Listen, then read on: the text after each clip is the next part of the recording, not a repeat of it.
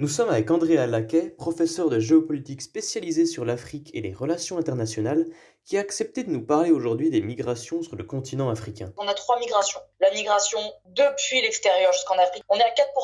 Autant dire qu'au niveau destination, ce n'est pas là où les gens vont. Souvent, ce sont des personnes âgées, etc. On a la migration en Afrique, c'est-à-dire que c'est intracontinental, et du coup, de facto, intra-régional. On est plutôt sur du 48%. Et il reste 45%. Ce 45%, c'est de la migration depuis l'Afrique. Et il y a deux raisons à cela. C'est des meilleures conditions de vie ailleurs, mais également, et ça concerne surtout l'Afrique, on est sur une répulsion, je cite, de son propre lieu de vie. On ne se reconnaît plus dans son intégrité territoriale, dans son identité nationale, par rapport à la précarité, au terrorisme et aux décisions gouvernementales. Sécurité, c'est plutôt au niveau sanitaire, hygiène, éléments dont on ne peut avoir le contrôle, notamment une catastrophe naturelle, réchauffement climatique, etc., ou en tout cas une sécurité par rapport à quelque chose que l'on n'a pas fait exprès, qui n'est pas volontaire. Une épidémie, par exemple.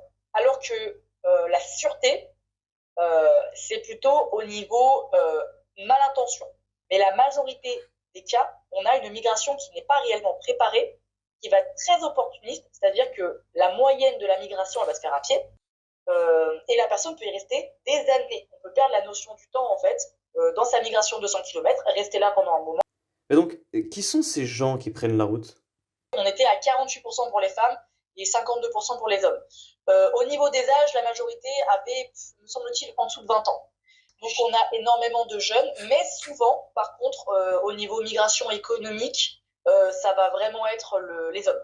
La migration intracontinentale, elle va vraiment se faire en famille puisqu'on est sur des réfugiés qui quittent leur maison, etc., et qui vont dans des centres. Je pense notamment à la Commission européenne et la France qui mettent en place des camps de réfugiés pour pouvoir apporter un hébergement, des ressources nutritionnelles et alimentaires, les soins pour les enfants. Donc c'est qu'il y a beaucoup d'enfants.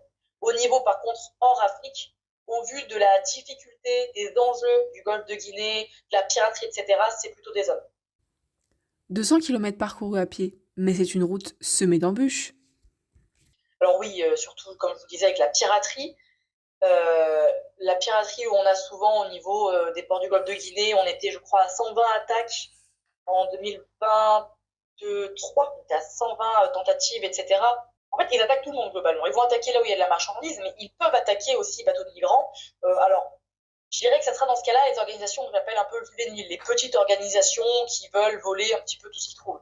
Ça ne sera pas les premières cibles, hein, bien sûr, mais ça peut arriver un petit peu comme on avait à l'époque la piraterie justement dans le golfe de Guinée et puis en Indo-Pacifique, où on avait des pêcheurs qui se faisaient attaquer tout le temps. Des fois, suivant l'embarcation, on ne va pas forcément voir. On voit bien que c'est pas un chalutier, mais ça peut arriver. Alors au niveau du Sahara, d'une manière logique, oui, en rapport avec les ressources qu'on n'y trouve pas.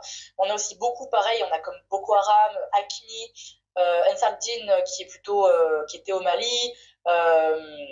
On avait tous les groupes terroristes en fait. Donc dès que vous alliez quelque part, vous aviez un groupe terroriste. Donc voilà, au niveau Mali, Burkina Faso, Niger, vous avez justement la tripartite de là où il y a tous les terroristes. Vous avez aussi au niveau, si vous passez par le désert, du Front Polisario, vous avez justement la République démocratique arabe, où effectivement il y a un conflit contre le Maroc, il y a le mur des sables, vous avez les barbelés, vous avez aussi la brigade nomade de la Mauritanie pour aller plus loin dans la souveraineté de l'État. Donc vous avez des contrôles de partout, vous avez du terrorisme, vous avez le changement climatique, vous avez la chaleur, les ressources qui n'abondent pas. Donc oui, effectivement, avec tout ça, il est sûr que traverser à pied, en tout cas, 200 km s'arrête aussi parce qu'il y a mort. Merci à Andrea Laquet d'avoir su répondre à nos questions. À bientôt! À bientôt!